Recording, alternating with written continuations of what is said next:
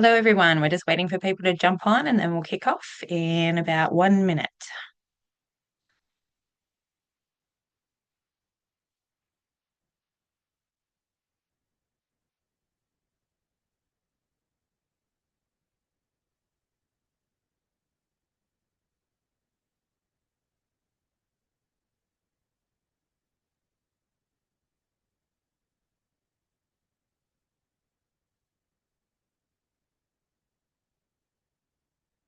Alrighty, welcome everyone. So today we are going to be talking about beyond medication, skills for ADHD, emotional dysregulation.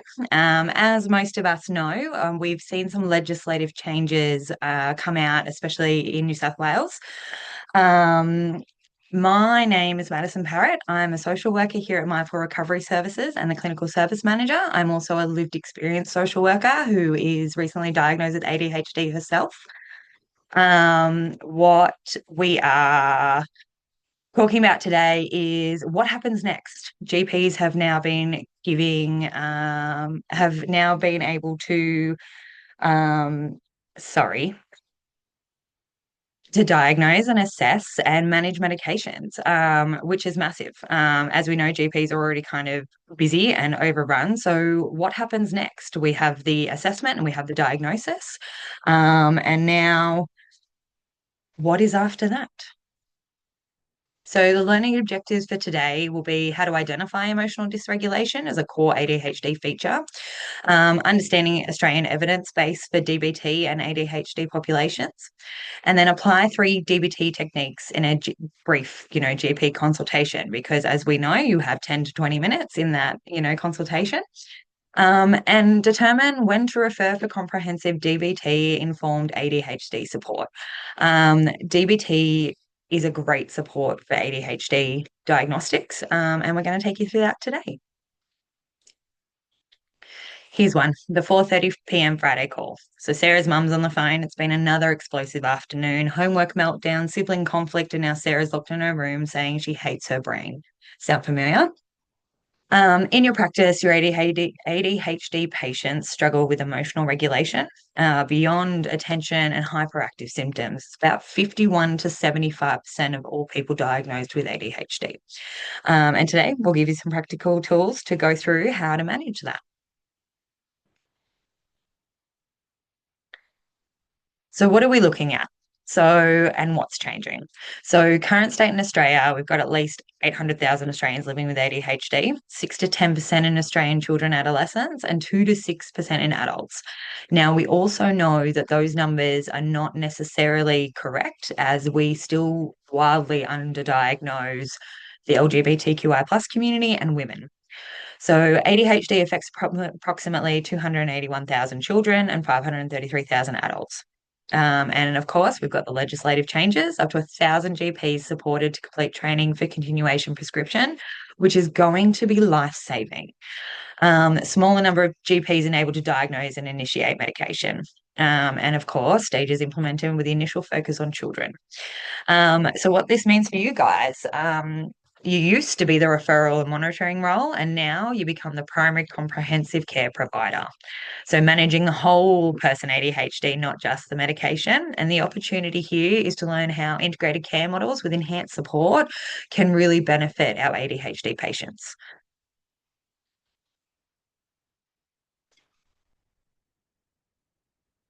So, recognizing and spotting emotional dysregulation. So, is it emotional dysregulation or is it just bad behavior? So obviously we've got some quick screening questions. Do emotions feel bigger slash more intense than the situation warrants? Does it usually take a long time to calm down after an upset? And are relations affected by emotional reactions? And do emotional episodes interfere with daily functioning? Um, Emotional intensity an 8, 10 out of 10 for minor triggers. Recovery time, 30 minutes for childhood disappointment. Family reporting, walking on eggshells. And school and work performance affected by emotional episodes. So emotional dysregulation is really debilitating for people with ADHD because they don't understand why. The medication is going to help bring up their dopamine. And yes, the focus is going to be there. They probably are going to be able to finish a task from A to Z instead of getting sidetracked, but we don't focus on the emotional dysregulation support.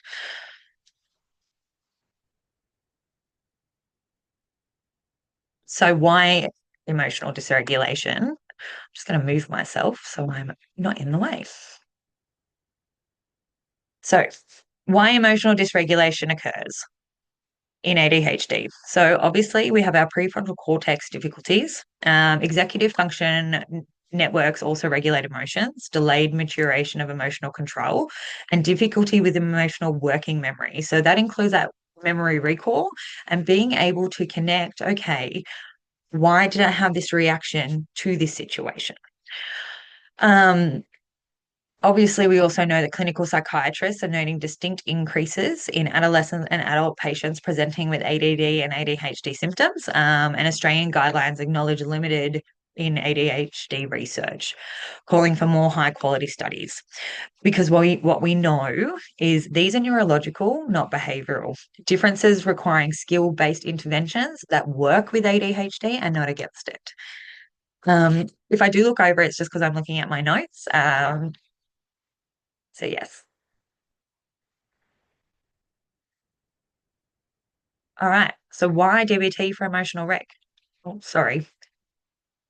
We skipped a slide point there. Let me just go back. Okay. So obviously, yes, these are the clinical implications.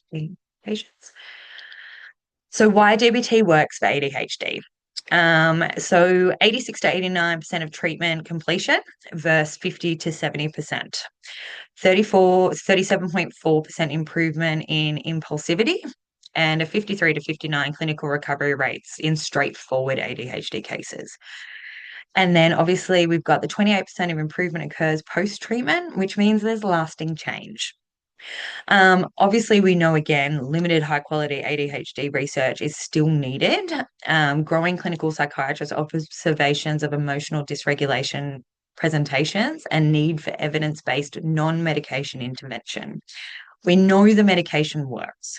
We know that it is going to support people with ADHD, but we need to figure out what's next. What are we actually going to implement that is going to work for them long term alongside the medication? All right, so why DBT works. So, obviously, traditional CBT approaches, we focus on a thought, a feeling, and behavior and assumes rational thinking capacity. Um, Piecemeal symptoms management, we know, works really well for anxiety. But when we look at DBT, what we're working with is it accepts emotions as a valid neurobiological response. Teacher skills for when rational thinking goes offline.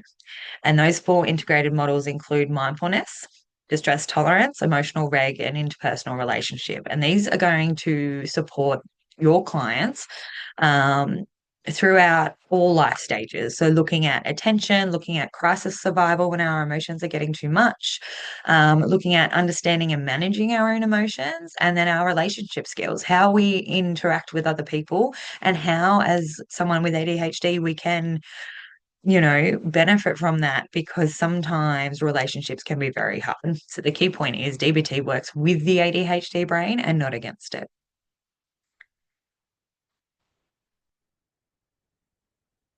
So now I'm going to take you through some skills. There's three skills we're going to go through today that can be done really quickly in your own GP practice.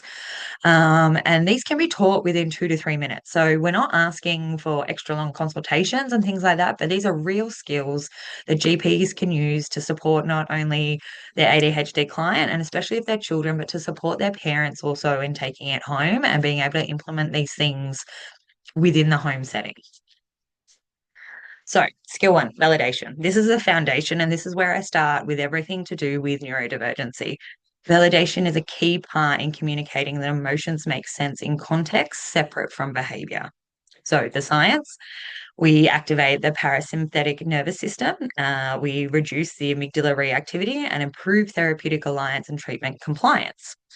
So, for GPs, this framework could look like reflect the emotion. That sounds incredibly frustrating.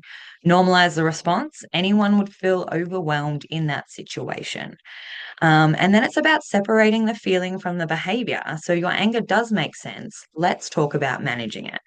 So we're not trying to invalidate the emotions because the emotions are normal. And we do know with ADHD people is that they feel emotion on such a deeper level, which is where RSD comes in. Um, and avoid immediate problem solving. Let them feel heard first. That validation is so important. And this is going to matter because ADHD is often misunderstood. It increases stigma and shame, and validation reduces the defensiveness and opens doors to treatment engagement. If I have a GP that is going to validate that I'm not, you know, my feelings aren't wrong, I'm going to be more inclined to open up to them, to talk to them, and then hopefully open up, doors to that treatment engagement where we can find them the right treatment. So, validation in practice, let's go through it.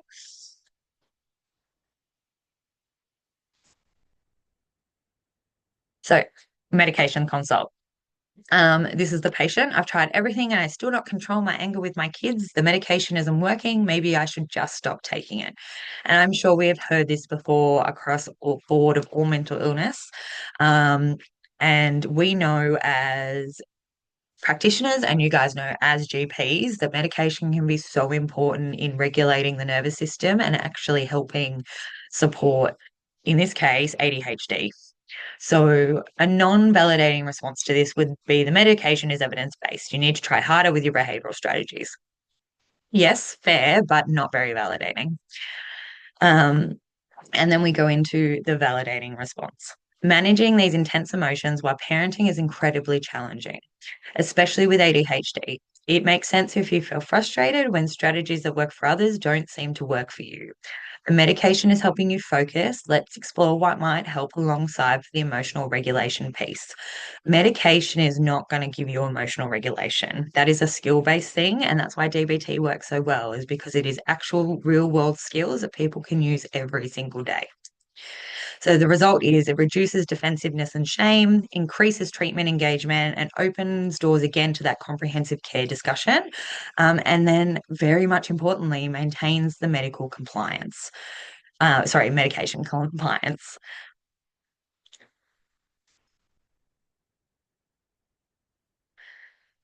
So once kind of validation has been done, and if you are finding that your patient, client, is in crisis a lot and they're getting to kind of that 7 out of 10 intensity, and they are just losing it all of the time, even though the medication is working in other ways. Our skill number 2 today is TIP, so crisis intervention. So this is essentially what we teach when our prefrontal cortex goes offline. We are so stressed out, we are so agitated that we can no longer use rational thought. Um, so being able to do that, we use what's called the TIP techniques. So TIP is temperature, intense exercise, paced breathing, and paired muscle relaxation. So these 4 things can reduce the intensity of our emotions and get our rational thinking back online. So obviously we have temperature, changing the temperatures of cold water, ice cubes, and a warm shower. Obviously, when we're working with neurodivergent people, there may be some sensory things around that. So it's about talking to them about their sensory needs also.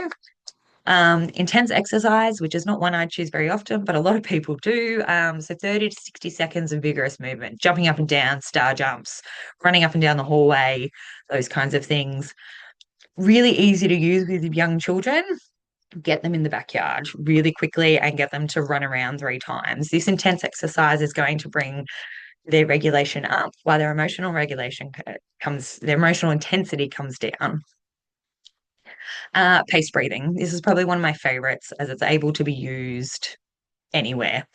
So it is the inhale for 4, hold for 4, and exhale for 6. Now we put 4, 4, and 6 because it's pretty standard, but the whole idea is to inhale for, say, for half the time that you exhale. So you want to be exhaling longer. and then utilizing that with our paired muscle relaxation. So tense and release muscle groups. So it could be that we are inhaling for 2 whilst we are squeezing, and then exhaling for 4. Utilizing the pace breathing and paired muscle relaxation helps our rational brain come back online. Um, and again, activates the parasympathetic nervous system, reducing cortisol and adrenaline. Again, teachable in 3 to 5 minutes, no special equipment required, and it is culturally appropriate across diverse Australian populations. The only thing to note with this one is there's sensory issues with some of our neurodivergent clients. Teaching tip. So I've written a GP script, which you are more than welcome to edit. So obviously we have here when you feel overwhelmed, emotions, anger, panic, frustration, your thinking brain goes offline.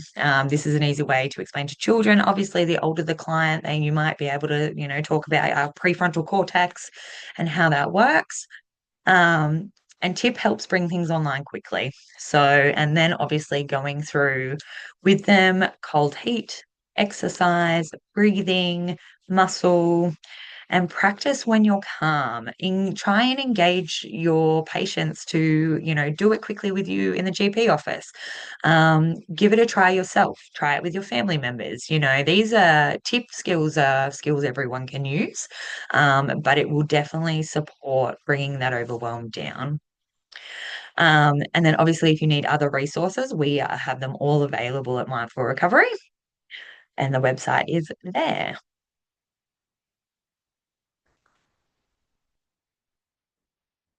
So, skill number 3, Dear Man, effective communication. Now, communication can be quite hard for our clients that have ADHD because and I say we because I'm ADHD as well, we can find it hard to connect socially, and social cues can be a bit of a struggle. Because we're not sure when our turn is, and if we are having a good time, the dopamine kind of takes over. So it's about, okay, how can we communicate with each other to ensure that our emotional regulation stays where it needs to be? So, and then obviously, if our ADHD patients are stressed, then that can worsen their emotional dysregulation. And family conflict is a huge issue with ADHD families. It's one thing that I find throughout the private practice here is that parents are like, I just don't know where to start. Everything I say is, not working. And we also know that I guess what they would call normal regulatory parenting discipline, doesn't really work for people with ADHD. Um, Consequences to actions, grounding, taking tech away, it's not really something that sinks in, because it's the dopamine driving it. So it doesn't really have that much of an impact. So this is why communication matters. So DMAN is our acronym. Look, DBT loves an acronym, and this one's probably one of my favorites. So DMAN framework: describe situations objectively, express feelings and opinions clearly, assert needs and request specifically, reinforce benefits of cooperation, and mindful. Stay focused on the goal. Appear confident, and negotiate when possible. So the benefits of this is reducing family conflict. It improves medication adherent discussions and enhances therapeutic relationships.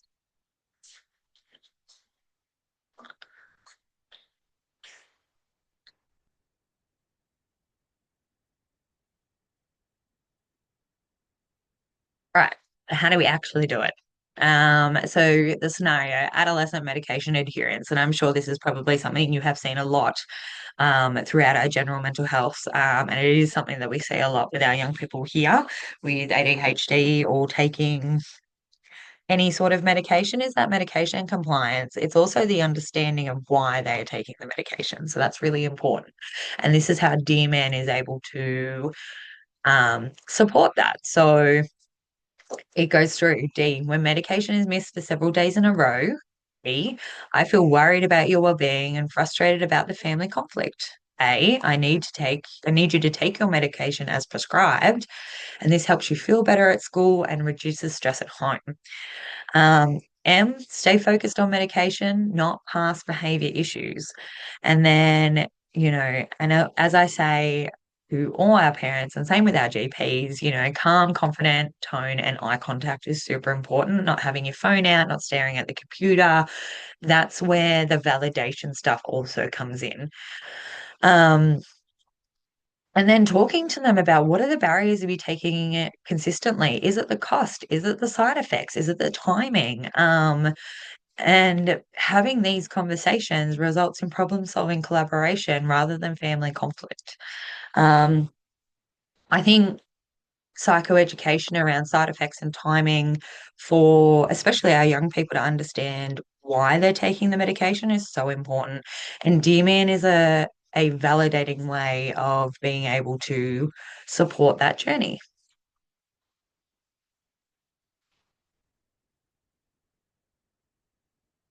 Now, here's the trick: when to refer versus when to manage. Um, Manage in primary care, basic validation skills and tip skills, medication optimization, simple family education, stable presentations with good supports. So you guys as GPs will be able to manage that. Obviously, referring for specialist DBT if there is a complex trauma history involved, if there's family dysfunction, if there is any self-harm or suicidal ideation, and if there's been multiple failed interventions before. They've done CBT therapy, they've done solution-focused therapy, they've been in behavioral therapy, um, and they just haven't hit the mark. Um, Personality disorder features as well, obviously. Um, And then the collaborative care model, what we can do to support you guys. You guys remain the medical home. Specialists provide intensive skills training and regular communication and shared care planning. So, our whole goal here at Mindful Recovery Services at the DBT Centre is to ensure that we provide the highest quality of care, which means collaborating with the referrers, which are you guys. Um, and especially now with all of this new legislation coming out, we want to ensure that you guys are set up as best you can be to support this new range of clients that we're going to be seeing.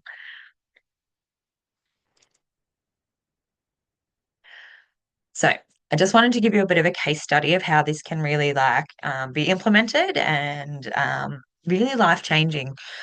So Sarah, 16, ADHD combined type, travelled 3 hours from regional New South Wales for initial diagnosis. Now on optimum medication with a local GP monitoring, mother reports continued emotional outbursts, family conflict and school refusal during stressful periods. And this is how we would approach an integrated New South Wales GP approach. So validate. It always starts with validation. Managing emotions with ADHD is incredibly challenging, especially in rural areas with limited support. And then we talk about access. Screen for emotional dysregulation patterns using brief tools. And there is plenty that you guys can access as GPs. If you're finding it's not hitting the mark, please reach out to us and we can find some other ways that you're able to um, identify emotional dysregulation rather than it just being bad behavior. So teach the tip skills for acute episodes and family validation strategies, and then refer. So telehealth DBT, informed family therapy, which we do here at Mindful Recovery Services. And then obviously monitoring, continue medication management and liaise with therapists, and coordinate with the school and other supports in the regional area. And that's also something that we can support. And the outcome is reduced acute emotional episodes and family conflict, maintained academic progress, integrated care model supports regional families, and GPs remain central coordinator of care whilst having, organisations like ours to support that.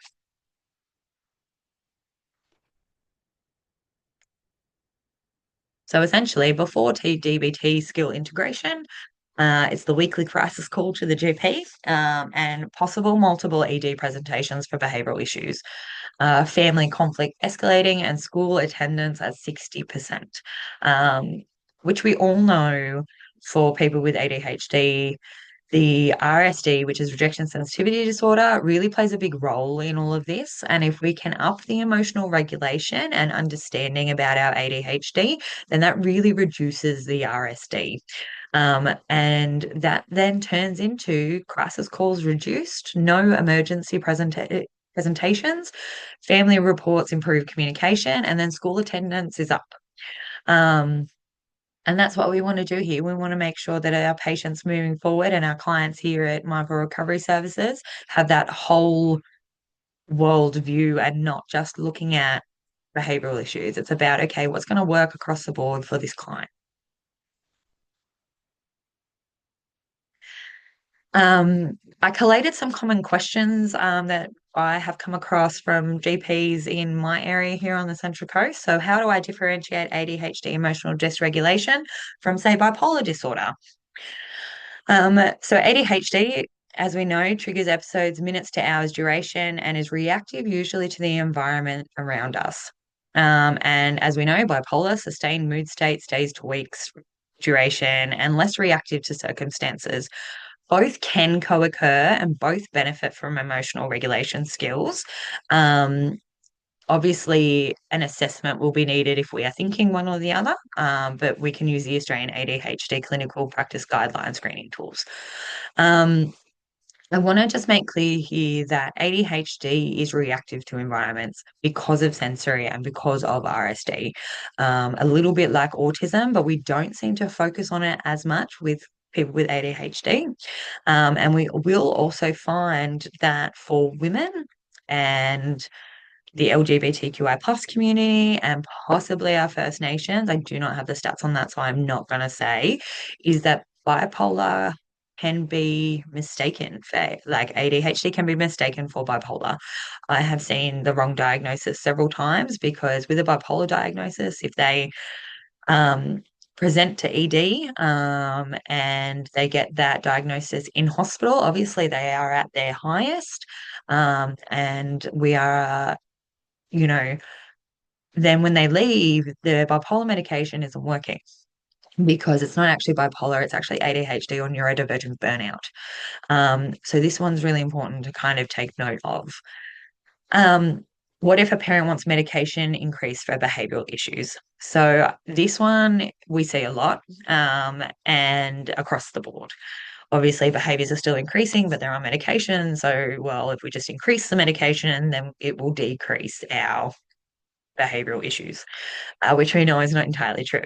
So validate obviously the family's distress and challenges. And obviously, we want to optimize medication for core ADHD symptoms. So things like attention, hyperactivity, impulsivity. Um, but it's also about education. So educate about emotional dysregulation as a separate but related issue, and introduce basic DBT skills alongside medication and monitor response to combined approach. So, giving them some of these small skills, we may see a drop in behavioral issues coinciding with the medications. That's amazing. And then, obviously, if those behavioral issues were to increase, it would be time to refer to somebody else. And then how do I find time for DBT in my busy consultations? And I totally understand this. 2 minute validation can take a 20-minute can take away a 20-minute crisis conversation.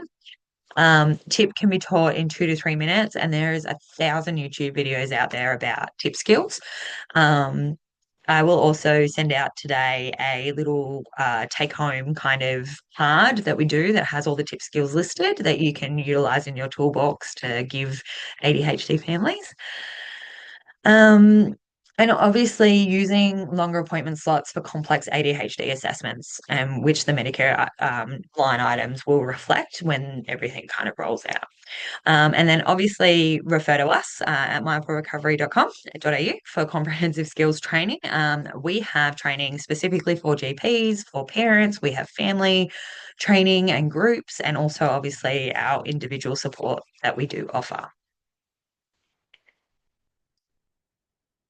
So, how we can help you, right?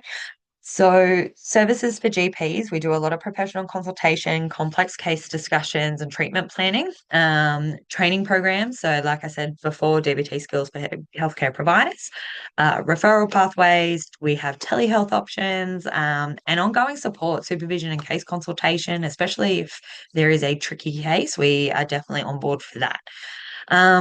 Now, services for your patients.